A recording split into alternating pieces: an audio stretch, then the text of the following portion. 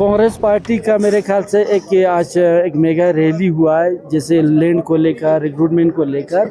ये आज की तारीख में बहुत ज़रूरी हमें महसूस हुआ, क्योंकि चंद इन्फॉर्मेशन जो हमारे पास था वो लोगों तक पहुंचना ज़रूरी था, और ख़ासकर से एडमिनिस्ट्रेशन और एलएचडीसी को ये मैसेज देना था कि आपकी वक्त रहते इन जो हमने इश्यूज़ उठाया उसका आप कुछ सलूशन ढूंढें, नहीं तो कुछ खो जाने के बाद फिर उसको दोबारा ठीक करने में बहुत टाइम लगता है। तो हमने वक्त रहते उनकी इन्फॉर्मेशन के लिए कुछ इश्यूज़ था वो उनके सामने हमने रखने की कोशिश की आज की रैली के दौरान। हम क्या चाहते हैं, अगर लद्दाख की इस सरजमीन पे देश के लिए, अपने लिए सूर्य के ज़रिए ग्रीन एनर्जी अगर पैदा होता तो हम उसके खिलाफ़ नहीं है, मगर कहाँ पे सोलर एनर्जी, जहाँ भी सोलर एनर्जी का पोटेंशियल है तो लोगों से मिल के अगर तय करता कहीं कहाँ पे सोलर लगाएंगे तो वो अच्छा रहेगा।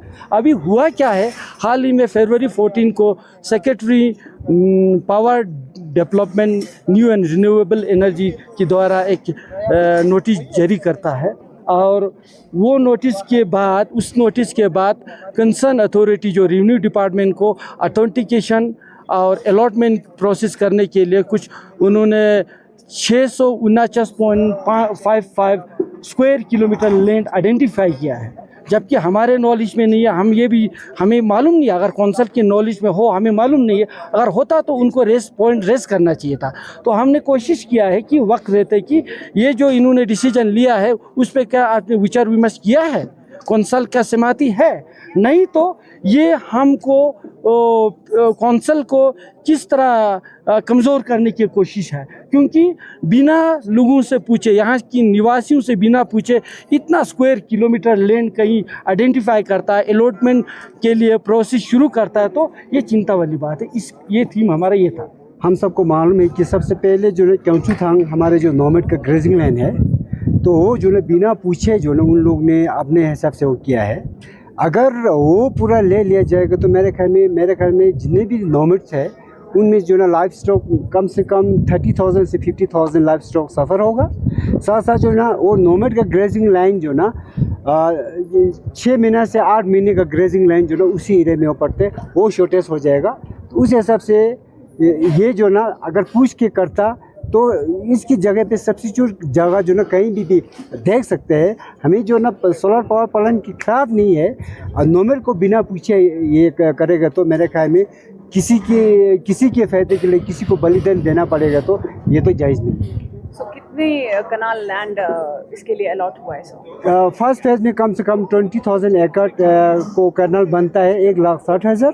सेकंड जो बैच में जो ना उसने कम से कम फिर वही तकरीबन 20,800 समथिंग टोटल 48,000 जो कनाल जो ना जो एकड़ जो ना उसी एरिया में उन लोगों ने सोलर पावर प्लांट के लिए रिमार्क किया है। जी, नोमैड्स का जो वहाँ के रेजिडेंट्स है उनका क्या कहना है और इस प्रोजेक्ट को लेके उनका क्या रिएक्शन है सर? उनका ये रिएक्शन ये है कि सबसे पहले जो ना वो अपना जो लाइफ स्टॉक के साथ मास है वो लोग जो ना मैक्सिमम जो ना जो सेटलमेंट है वहाँ पे मैक्सिमम सेटलमेंट पे बैठते हैं, बाकी लोग जो ना लाइफ स्टॉक पे ग्रेजिंग के लिए चले जाते हैं। तो ये जो एरिया जो ना जो रोड पे पड़ता है तो उसी हिसाब से वो लोग बिना पूछे जो ना सोल टेस्टिंग करना। सुनने में ये भी आया, देखने में ये भी आया कि रिसेंटली जो अगस्त के लास्ट वीक में जो ना सीसी साहब और जो डीसी साहब ने उनके साथ मीटिंग भी किया था, आप लोग चाहे तो हम देंगे, नहीं तो नहीं। तो उस बेसिस पे जो ना लोगों ने नहीं माना।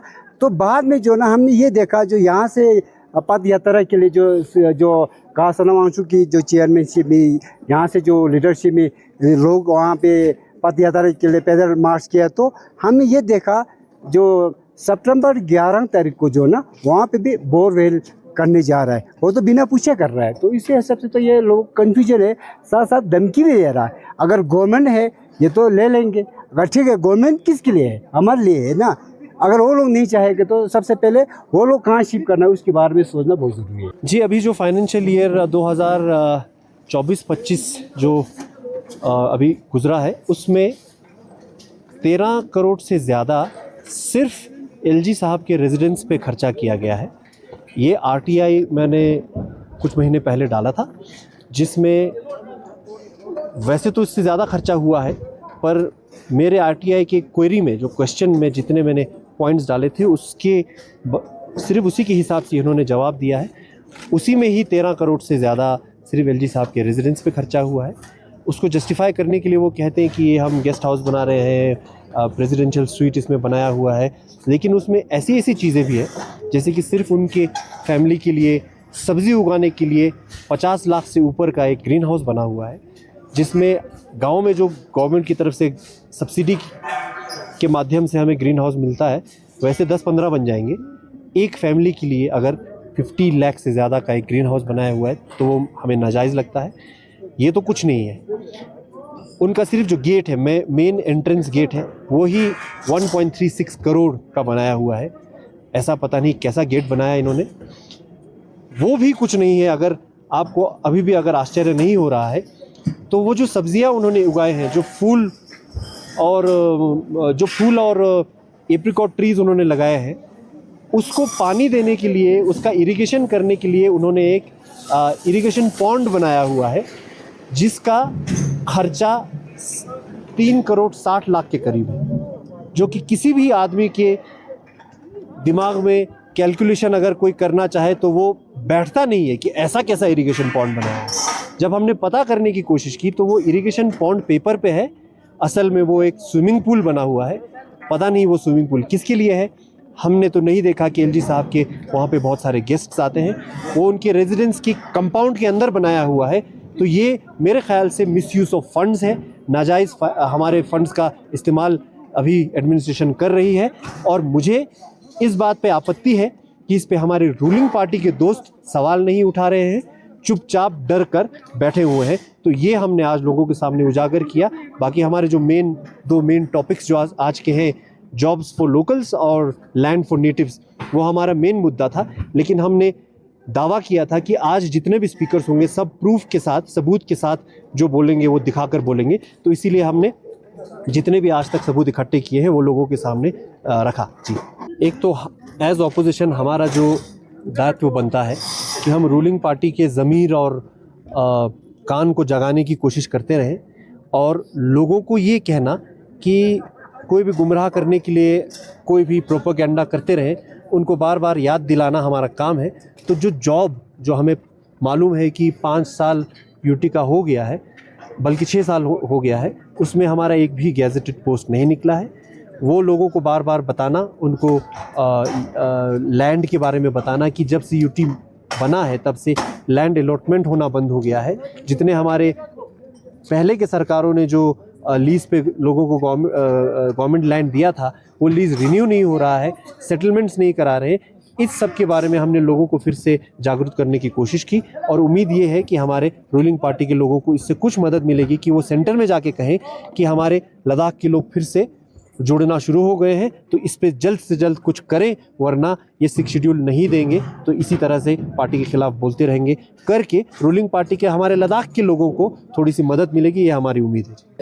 तो जो अभी तक है हमारे जितने पोस्ट फिलअप हुए हैं और जो गवर्नमेंट ने रिसेंटली हिंदू में भी एक पब्लिश हुआ है आर्टिकल, तो उसके बारे में आपका क्या कहना है और हमारे यूथ कैसे सफ़र कर रहे हैं? देखिए, जो गवर्नमेंट जो MH है खुद कह रहा है कि डिपार्टमेंटल जो स्टैंडिंग कमेटी को रिसेंटली 14 मार्च 2025 को कहा है कि लद्दाख में अभी तक जो गैजेटेड लेवल का रिक्रूटमेंट आज तक एक भी नहीं हुआ है। अगर हुआ है तो सबऑर्डिनेट लेवल पे कुछ 2-3 हज़ार के करीब हुआ है। अभी तक जो अदरवाइज जो गैजेटेड लेवल पे अभी तक लद्दाख के अंदर रिक्रूटमेंट अभी तक नहीं हुआ है।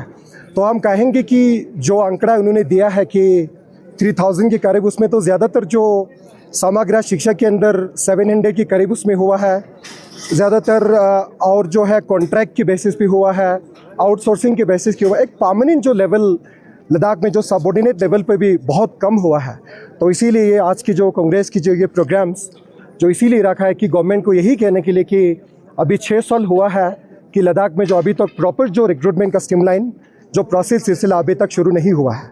जी, हमारे यूथ जो है वो कैसे सफ़र कर रहे हैं? एग्जैक्टली देखिए, अभी तक जो थाउजेंड्स ऑफ ऐसे लद्दाखी यूथ्स हैं जो जिनका जो एज जो कम्प्लीटली ओवर एज हो चुका है, तो देखिए अभी भी जो लद्दाख की यूथ यही जो एक्सपेक्टेशन में है कि आज या कल एक दिन हमें कुछ रिक्रूटमेंट का एक अपॉर्चुनिटी हमें मिलेंगे। हमने इस चीज़ को लेके हमने ऑनरेबल हाई कोर्ट को भी हमने पिटिशन डाला है, तो फाइनली जाके गवर्नमेंट ने कहा है कि हम विद इन जो मंथ्स इस रिक्रूटमेंट का सिलसिला लद्दाख में शुरू होंगे। तो अभी तक देखिए जो उन्होंने कोर्ट को भी देखा किया है उस पर जो मुझे लगता है कंप्लीट कंटेम्प्ट है कोर्ट का जो, क्योंकि इन्होंने कहा है कि हम विद इन 2-3 मंथ्स के अंदर रिक्रूटमेंट का सिलसिला लद्दाख में होंगे। अभी तक तो हुआ नहीं है कुछ पे। जी, आप लोग एज अनएम्प्लॉयड यूथ गवर्नमेंट से क्या रिक्वेस्ट करना चाहेंगे आप?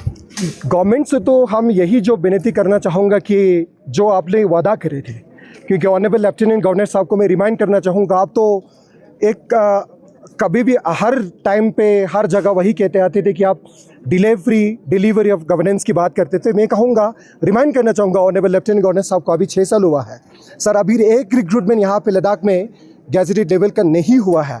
मैं यही अनुरोध करना चाहूँगा आपके माध्यम से कि गवर्नमेंट को जल्दी से जल्दी लद्दाख के अंदर रिक्रूटमेंट का जो सिलसिला एक्सपीडाइट करने की बहुत ज़रूरत है। बहुत लद्दाख की यूथ अभी एक डेस्परेट है, कभी फ्रस्ट्रेशंस में है, गलत तरीके की तरफ लद्दाख की यूथ जा रहा है। तो इसीलिए मैं कहूँगा आपके माध्यम से कि प्लीज़ रिक्रूटमेंट का सिलसिला जल्दी शुरू करें। मेन मुद्दा वही था लैंड रिलेटेड, जो हमने प्रिंट करके यहाँ पे भी लाया कि बहुत सारे कॉर्पोरेट्स और गवर्नमेंट का इंटेंशन है कि लद्दाख से लाखों कनाल्स, यानी 1,16,000 कुछ एकड़ से, जिसका शायद 8 लाख से ज़्यादा कुछ कनाल बन रहे, वो यहाँ से हथियाने की कोशिश कर रहे हैं, जिसमें लोगों का ज़मीन भी जाएगा।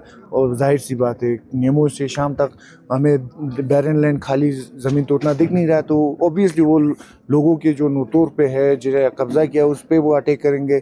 चंगथंग में लाखों कनाल लैंड वो ले जाने की साजिश कॉन्स्पिरेसी कर रहे हैं, जिसका हमने प्रॉपर गवर्नमेंट का जो पेपर है वो आज हमने लोगों के सामने रखा।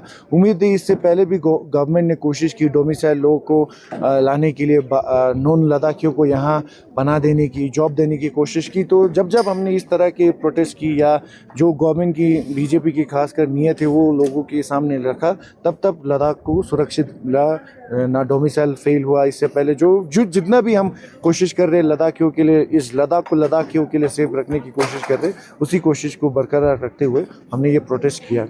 अलॉटमेंट जो है लैंड जो है वो काउंसिल को ट्रांसफर है, साथ ही साथ नॉन लैप्सेबल फंड है, डिस्ट्रिक्ट सर्विस सिलेक्शन बोर्ड का पावर भी काउंसिल के पास है। लेकिन ये तीनों पावर को, जो काउंसिल का एक साइलेंट फ्यूचर था, ये तीनों कानून जो है यूटी एडमिनिस्ट्रेशन और MHA बीजेपी ने इसको फ्रीज करके रखा हुआ है। तो बात ये है कि इस कानून को इम्प्लीमेंट आप करने क्यों नहीं दे रहे हो, ये सवाल है। और लास्ट में ये क्वेश्चन है कि ये जो अलॉटमेंट, जो लद्दाखियों का ये जो इशू है, अलॉटमेंट कब से नहीं हो रहा है और रीज़न क्या लगता है आपको? 2019 के बाद तो न्यू अलॉटमेंट पब्लिक के लिए तो हुआ ही नहीं। तो अभी हाल ही के 2-3 साल से जितने भी अलॉटेड लैंड थे, जो कांग्रेस के गवर्नमेंट के द्वारा हमने दिया था, उस अलॉटमेंट को आप रिन्यू नहीं कर रहे हैं। तो रिन्यू नहीं कर रहे हैं, दैट मीन्स अब वो जो लोगों के पास था लीज डीड तो ख़त्म हो गया, अब ये गवर्नमेंट का लैंड बन गया। तो सपोज कल एक मान लो अर्बन में एक प्रोजेक्ट आ गया, कुछ भी ABC मॉल का हो या गवर्नमेंट कॉम्प्लेक्स का हो, क्योंकि अभी डिपार्टमेंट सब ढूंढ रहे कि लेह में डिपार्टमेंट इंफ्रास्ट्रक्चर बिल्डअप करने के लिए डिपार्टमेंट को लैंड नहीं मिल रहा, तो शायद या कॉलोनी से या स्कलजंग से कहीं ना कहीं से तो वो एक डिमार्केट करेंगे जहाँ से लोगों का घर टूटेगा। और आपको भी पता है, दिल्ली में देखिए या चंडीगढ़, किसी भी अन्य राज्य में, इंडिया के किसी भी स्टेट्स में देखिए, जब गवर्नमेंट को ज़मीन चाहिए वो वहाँ से हथिया लेते हैं। अब ये बंदोबस्ती ज़मीन तो है नहीं, लीज डीड अगर कंटिन्यू करेंगे तो गवर्नमेंट कभी भी इस लैंड को हथिया सकते हैं।